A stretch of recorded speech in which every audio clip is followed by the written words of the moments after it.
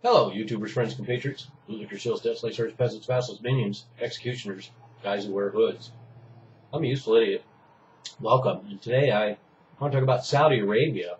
Actually, a couple other countries too, but it's this story that came out that talks about a surge in beheadings in Saudi Arabia.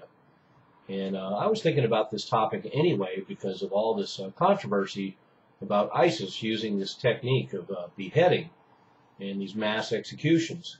I don't want to take anything away from the utter bloodthirsty brutality of ISIS.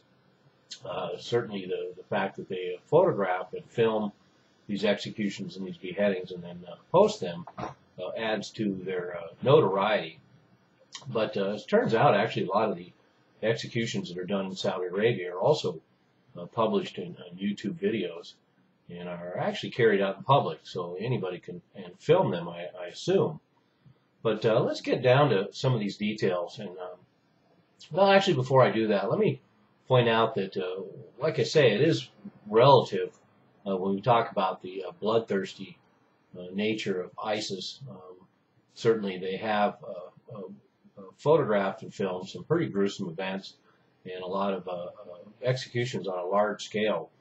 But we also have these other events in the world, and it's, there's some nuances that make it tenuous at best to connect these sort of acts of brutality. But at the same time, it's relative. For example, the four countries that execute most people are China is number one. We don't have a number for how many they execute. Number two is Iran. Number three is Saudi Arabia. And number four is Iraq. And then in Iraq is the number four center for executions, and that's besides what's going on with ISIS in the field. And turns out Iraq is one of the world leaders in execution, and I did a video on this. They've been doing mass hangings, and they're also known for beheadings. And let's remember that during the American occupation all those years, there was plenty of filmed acts of beheading and other sorts of executions. So it's really nothing new. It's just this time it's being used for propaganda purposes, and it's fairly isolated in the arena of current beheadings that we see in mass media. But anyway, back to Iraq, they executed in 2012. They executed 123, and sometimes in batches of up to 50 people hung at one time.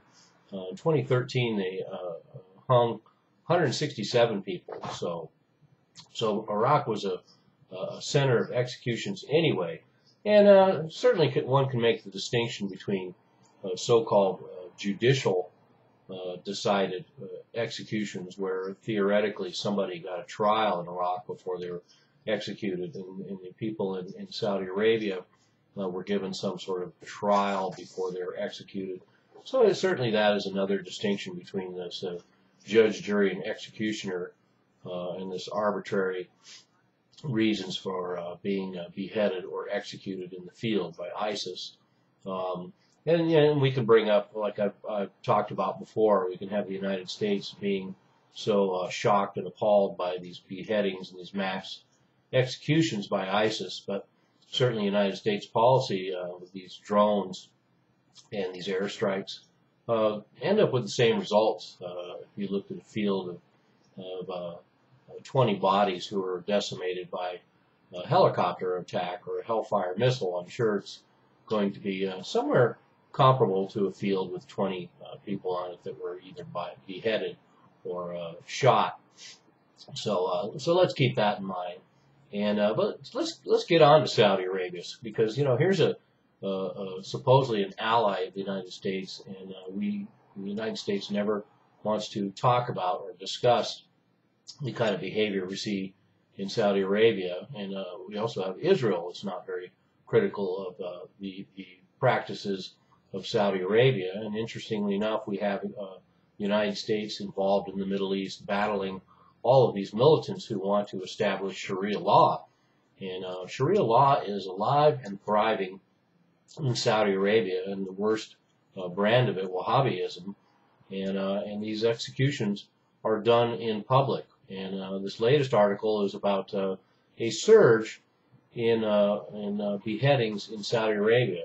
We're going to have 19 beheadings in 17 days, nearly one a day for a month in August.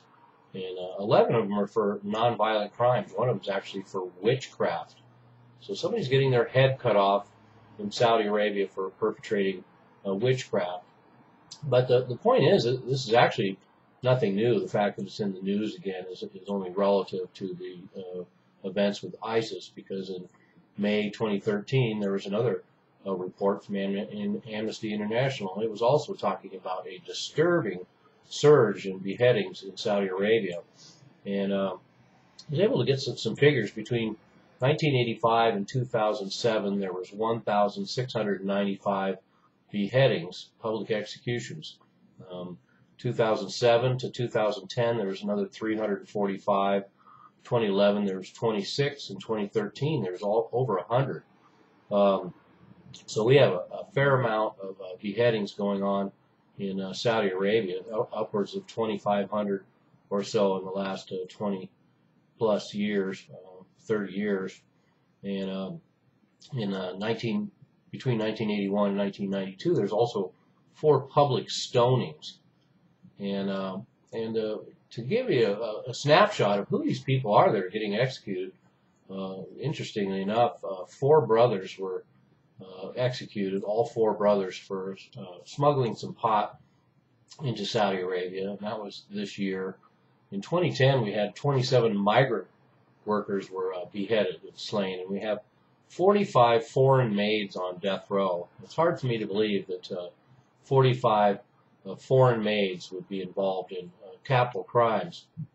It seems more like a system of retribution, and in fact, there is a little retribution, because if you look at the list of crimes that you can be beheaded for in Saudi Arabia, it's pretty surprising. It starts off pretty good with murder and rape, but then goes on to encompass everything from false prophecy to blasphemy to armed robbery to drug use, adultery, witchcraft, sorcery, terrorism, treason, burglary, carjacking, drug smuggling, home invasion, idolatry, sedition, and sexual misconduct.